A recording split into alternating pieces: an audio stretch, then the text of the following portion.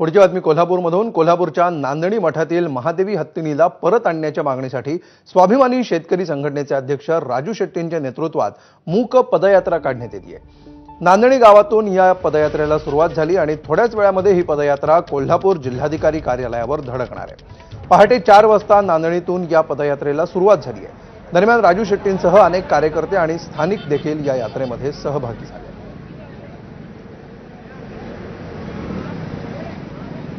दरम्यान महादेवी हत्तीनीबाबत लवकरच आनंदाची बातमी मिळेल असं खासदार धैर्यशील मानेंनी सांगितलं आहे।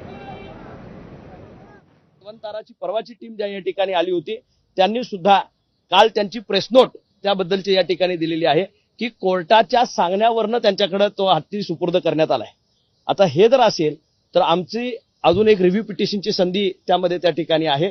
मला खात्री आहे की काही दिवसातच आनंदाची बातमी कोल्हापूरच्या ह्या सगळ्या प्रश्नाला निर्माण होईल आणि आपली हत्ती आपल्या गावामध्ये येईल। आपण खरं तर ह्या विषयाची चेष्टा होऊ नये याची काळजी कुणीही या ठिकाणी घेतली पाहिजे।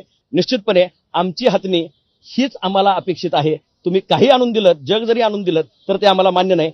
आमची हत्ती आमच्या गावाला परत आली पाहिजे। पेटानं सुद्धा निव्वळ वातावरण पेटू नये याची काळजी घेतली पाहिजे।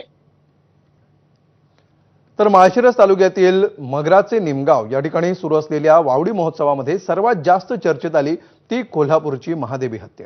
गुजरातच्या वनदारा जंगलामध्ये घेऊन गेलेल्या महादेवीला परत आणण्यासाठी कोल्हापूरच्या आवारामध्ये आता संपूर्ण राज्याचा आवाज मिसळू लागलाय।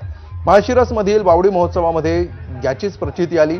यावर्षी तयार केलेल्या 30 फुटी वावडीवर 40 वर्षांची साथ आता कशी सोडू, माधुरी आमची होती, आहे आणि राहील, तिचं जंगल इथेच आहे आमच्या मनात, ब्रिंग बॅक माधुरी असे मेसेज महाराजा प्रतिष्ठाननं आपल्या वावडीवर तयार केले। वावडी म्हणजे अजस्र पतंग, शिवकालीन खेळाची परंपरा माळशिरस तालुक्यातील निमगावमध्ये गेल्या 6 वर्षांपासून पुन्हा जिवंत केलेली आहे। 5 फुटांपासून ते 55 फूट उंचीचे हे अजस्र पतंग असतात।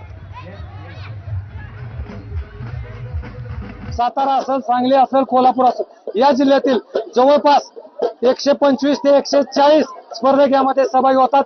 5 फुटांपासून 30 फुटापर्यंतच्या वावड्या उडवल्या जातात। या वावड्यावर ज्वलंत प्रश्न मांडले जातात। जसे की एकच उदाहरण मी देऊ शकतो की कोल्हापूर मधलं महादेव हत्ती जी गुजरातला रवाना करण्यात आली त्याचा देखील आपण मेसेज या ठिकाणी पाहिलाय। आणि यानंतर डी टाइम न्यूज मध्ये एक छोटासा ब्रेक घेऊया। पाहत रहा एबीपी माझा।